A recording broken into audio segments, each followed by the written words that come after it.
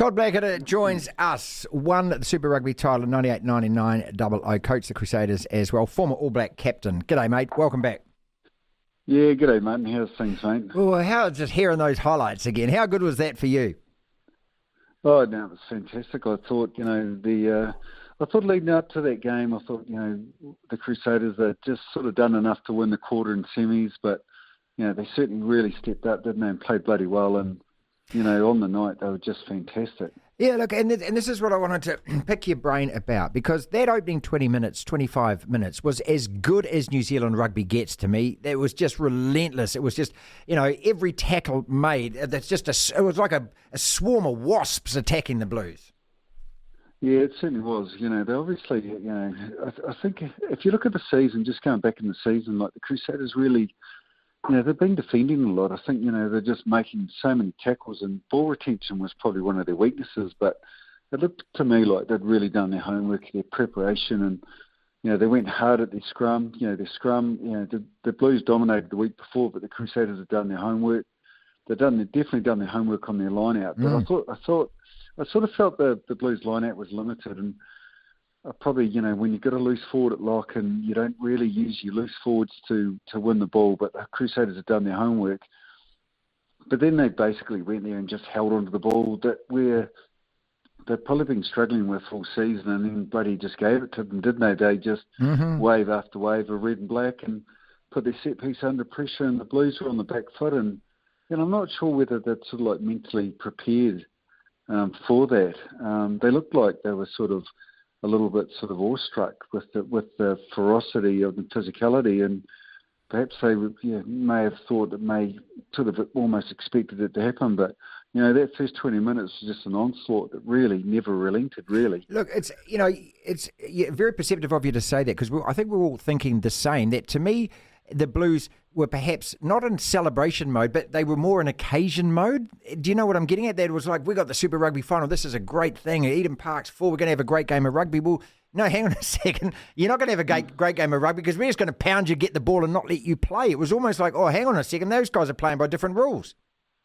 Yeah, exactly. And it's always interesting, when you look at, players always say things. It's interesting around things like mindset. Like the week before against the Brumbies, I think one of the players was interviewed after the game, and he sort of talked about the theme of the week, and the theme of the week was to enjoy it and play like you're a kid again and have a bit of fun.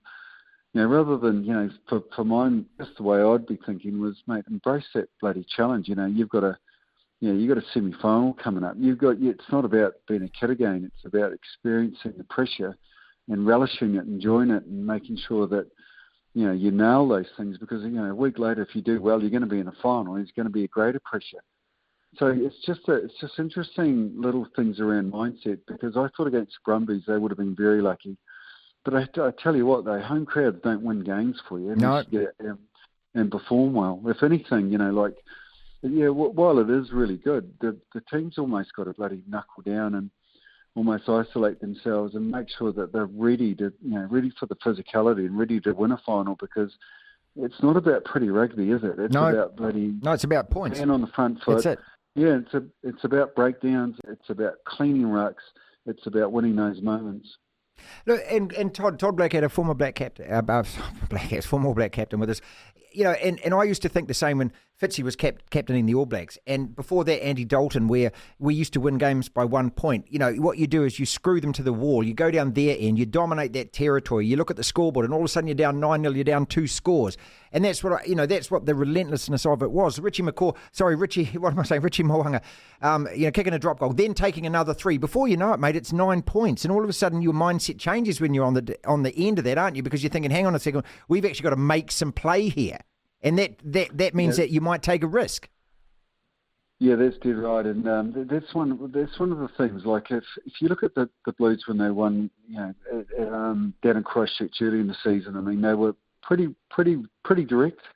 Their breakdowns were lightning quick, and Finlay Christie was out with the ball in hand, and they really sort of took it to the Crusaders. And I just wonder, why couldn't they implement that? But on the back of that too, I really think like the Crusaders, the coaches, they've done their work. The forwards, they knew they had to get on top of them, but it's almost like the Blues never really expected that to happen. I think they thought they were going to get it their own way.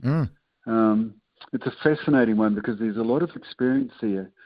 Especially in the tight five, especially up front. They've got a lot of All Blacks, especially, I thought Richie McCaw was outstanding, but didn't really notice Beauden Barrett at all in that game. But, a couple of weeks sort of like leading into that, when the pressure went on, he sort of stepped and went inside. And I thought the Crusaders set really good trap from there. Like, they put a lot of pressure on the Blues backs, but they never really had the ball and they really couldn't do too much with it because they couldn't go forward. It's just a different attitude by what you're telling us in preparation, and how much of that has come down to just the hard experience of having been there and done it and won it. And I think the Blues are all going to be better for the fact that they got an absolute shock. They got punched in the mouth and they couldn't actually recover. Metaphorically, I'm speaking. But over the dynasty and the decades and that, what we saw on Saturday night shouldn't have been a surprise to any of us. Truth? Yeah, that's right. It didn't surprise me at all. I actually thought that maybe it's really interesting that the Blues were surprised by it. I think the Crusaders, they got great coaching. They've got really good players, a lot of experience there, but they know their DNA. If you look back on the season, it was, I think too, it was hardly, Richie McCaw really played a handful of games, and there was a lot of injuries, a lot of changes. But they were just tough, like the Crusaders hung in there and they just played some tough rugby, a lot of defensive rugby, but just won a couple of moments. But then when they get into the finals, they just went up another gear. Absolutely. It'll be interesting in the future to see whether the Blues actually do learn from it, like whether they can actually take the lessons from it, because I do know that the Crusaders take their lessons really well and they don't forget it. And the other thing is, like, they can always draw on that legacy, but when it really comes down to it, like Razor and the players talked about after the game, it's one of those insights into mindset was just effort. So bloody digging deep, and that's just want, isn't it? Like anyone's capable of doing that, but you've actually got to be able to go to that depth where you've got to put it on the line. And is that something about that, is that because of the consistency of the squad, that the people around you well? Because then when I think about that, I think, hang on a second, but then all the players come into the All Blacks and they may not know each other so well, but when you got that black jersey on, you commit to the same. And I look at the Warriors at the moment who are really struggling, and their coaches say, players give up and they hang their heads and things, and that means that you're looking at the guy next to you and you can't rely on him anymore. So why is it in a red and black jersey that you have to insist upon relying on that guy? Yeah, well, I do think it's part of the legacy, but it's also part of the type of character and the things that they value. They obviously value hard work and bloody putting their bodies on the line. And I think they have done that for a long time. When push comes to shove, they don't back off. You can beat the Crusaders, but you've got to be able to win that physical battle, or you've got to be able to really go at them. But they do that consistently. When you look at teams that are really inconsistent, one of the things, it's got to be around their preparation. So, how you train is how you play, and that's probably a real insight into, Crusader preparation. It's genuine all the time. Look, we spoke to Razor during the season, Todd, when we were in Wellington, and you remember this, and it was something like, I think we had to record it, and we had to talk to him about 7:45 in the morning. And the ground that they were training at looked like one of those really old rugby grounds. It looked like the Athletic Park changing rooms. There was frost on the ground, and he said that he started the training then because the first thing he does is he makes everyone dive into the frost and get cold on the ground, so that you don't. And I just thought, but it was just that. It was just like, wow, after all of this, you're going to that level and going to that effort and that commitment. It was just really surprising. It wasn't surprising to me, I suppose. It was just more an admiration of it. Yeah, I think people would be really surprised by the simplicity of it all. Like the Crusader boys are just bloody good boys. They're just hard-working, good lads, and I think like there's a lot of high performance in there, but it's what you value, isn't it? Like if you were to walk in their sheds, every one of them is bloody genuine, down to earth, bloody good buggers and grateful. Yeah, your character is part of it, isn't it? Yeah.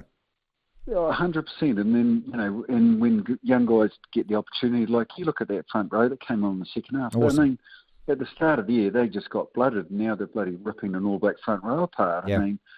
That just doesn't happen by accident. That's because, they've obviously been bloody well coached, but they're grateful for the opportunity, but they bloody knuckle up and get stuck in. And that's really the whole essence to why they're so successful, I believe. they're smart though. Like they're smart. They put a lot of pressure on him. They take their opportunities, and that Richie McCaw is just incredible, isn't he? Yeah, he dictated the game. Hey, before we go, how is Ethan? Yeah, he's good. He's had a surgery, and so he's a little bit sore at the moment. But otherwise, no, he's fine.